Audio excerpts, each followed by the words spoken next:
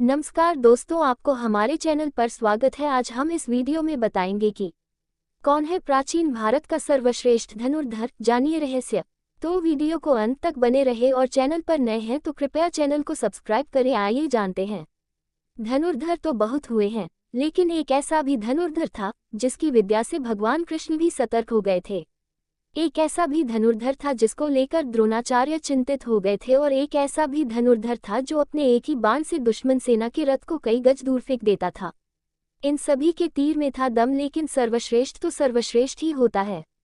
आप सोच रहे हैं कर्ण सर्वश्रेष्ठ है, तो जवाब है नहीं। आप कितना ही सोचे कि कौन होगा प्राचीन भारत का सर्वश्रेष्ठ धनुर्धर, तब भी आप शायद ही समझ पाएं।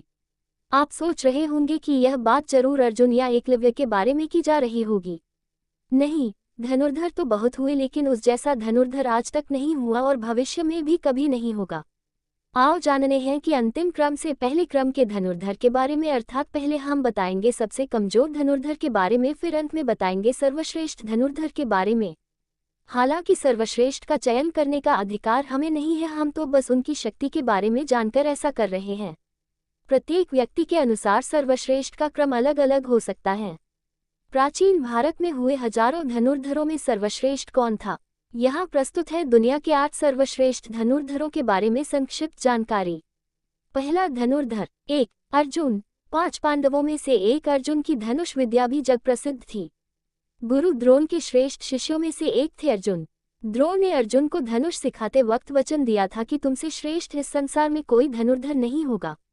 अर्जुन के धनुष की टंकार से पूरा युद्ध क्षेत्र गूंज उठता था। रथ पर सवार कृष्ण और अर्जुन को देखने के लिए देवता भी स्वर्ग से उतर गए थे।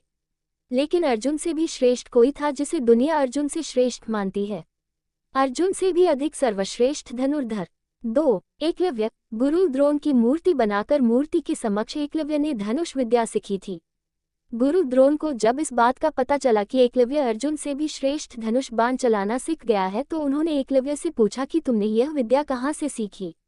इस पर एकलव्य ने कहा, गुरुवर, मैंने आपको ही गुरु मानकर आपकी मूर्ति के समक्ष यह विद्या को हासिल किया था। इस बात पर द्रोण ने कहा कि तब तो हम गुरु दक्षिणा के हकदार हैं। एकलव्य ये सुनकर प्रसन्न हो गया और कहने लगा, मांगिए गुरुदेव, क्या चाहिए। द्रोण ने कहा कि तुम जिस हाथ से प्रत्यंचा चढ़ाते हो, मुझे उस हाथ का अंगूठा चाहिए। अर्जुन को दिए वचन की रक्षा के लिए ही उन्होंने एकलव्य से उसका अंगूठा मांग लिया था।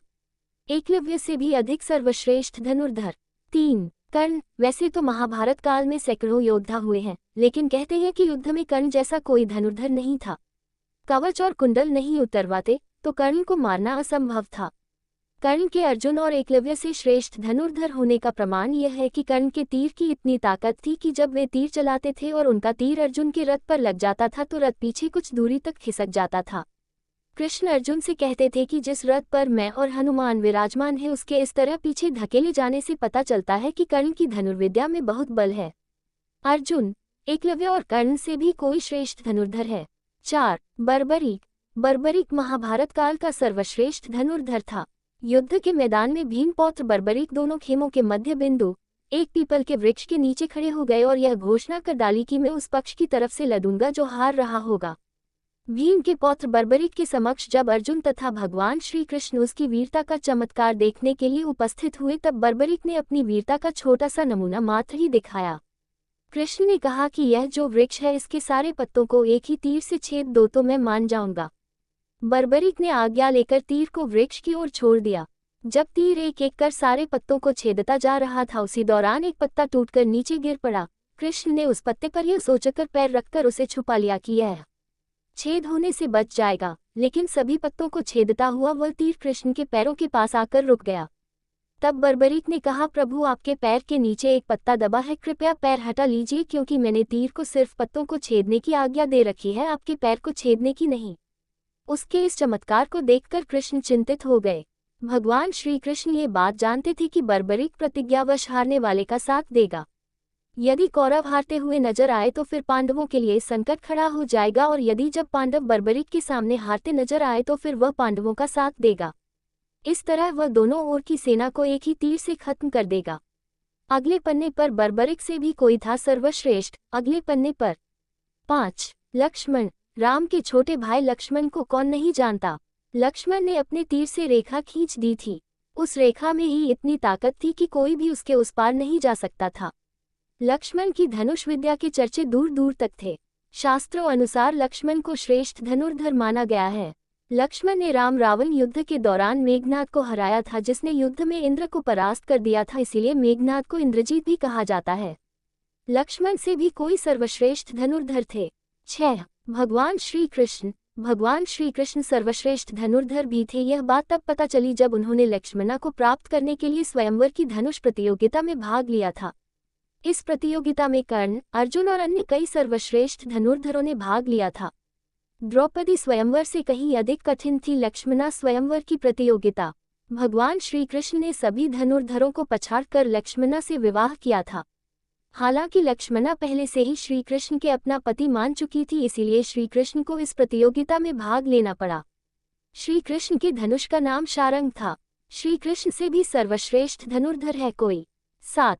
भगवान श्री राम। एक बार समुद्र पार करने का जब कोई मार्ग नहीं समझ में आया तो भगवान श्री राम ने समुद्र को अपने तीर से सुखाने की सोची और उन्होंने तरकश से अपना तीर निकाला ही था और प्रत्यंचा पर चढ़ाया ही था कि समुद्र के देवता प्रकट हो गए और उनसे प्रार्थना करने लगे थे। भगवान श्री राम को सर्वश्रेष्ठ धनुर्धर माना जाता है। हालांकि उन्होंने अपने धनुष और बाण का उपयोग बहुत मुश्किल वक्त में ही किया। बिने न मानत जल्दी जड़ गए 3 दिन बीती। बोले राम सकोप तब भय बिनु हुई न प्रीति। 57. भावार्थ। इधर 3 दिन बीत गए किंतु जड़ समुद्र विनय नहीं मानता। तब श्री राम जी क्रोध सहित बोले बिना भय की प्रीति नहीं होती। 57. लक्ष्मण बाण सरासन आनु सोशव बारिधि बिसिक कृसानु सत सन बिने कुटिल सन प्रीति सहज कृपन सन सुंदर नीति। 1. भावार्थ। हे लक्ष्मण, धनुष बाण लाओ, मैं अग्निबाण से समुद्र को सोख डालूं।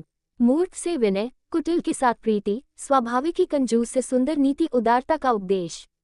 1. ममता रत सन ज्ञान कहानी अति लोभी सन बिरती बखानी क्रोधी ही सम कामे ही हरि कथा उसर बीज में फल जथा। 2. भावार्थ। ममता में फंसे हुए मनुष्य से ज्ञान की कथा, अत्यंत लोभी से वैराग्य का वर्णन, क्रोधी से शांति की बात और कामी से भगवान की कथा, इनका वैसा ही फल होता है जैसा उसर में बीज बोने से होता है, अर्थात उसर में बीज बोने की भांति यह सब व्यर्थ जाता है। 2. सुंदरकांड रामचरितमानस। अंत में जानिए प्राचीन भारत के सर्वश्रेष्ठ धनुर्धर। 8. भगवान शंकर। संपूर्ण धर्म, योग और विद्याओं की शुरुआत भगवान शंकर से होती है और उसका अंत भी उन्हीं पर होता है। भगवान शंकर ने इस धनुष से त्रिपुरासुर को मारा था। त्रिपुरासुर अर्थात 3 महाशक्तिशाली और ब्रह्मा से अमरता का वरदान प्राप्त असुर थे। शिव ने जिस धनुष को बनाया था उसकी टंकार से ही बादल फट जाते थे और पर्वत हिलने लगते थे। ऐसा लगता था मानो भूकंप आ गया हो। ये धनुष बहुत ही शक्तिशाली था। इसी के एक तीर से त्रिपुरासुर की 3 नगरियों को ध्वस्त कर दिया गया था। इस धनुष का नाम पिनाक था। देवी और देवताओं के काल की समाप्ति के बाद इस धनुष को देवरात को सौंप दिया गया था। उल्लेखनीय है कि राजा दक्ष के यज्ञ में यज्ञ का भाग शिव को नहीं देने के कारण भगवान शंकर बहुत क्रोधित हो गए थे और उन्होंने सभी देवताओं को अपने पिनाक धनुष से नष्ट करने की ठानी। एक टंकार से धरती का वातावरण भयानक हो गया। बड़ी मुश्किल से उनका क्रोध शांत किया गया, तब उन्होंने ये धनुष देवताओं को दे दिया। देवताओं ने राजा जनक के पूर्वज देवराज इंद्र को दे दिया।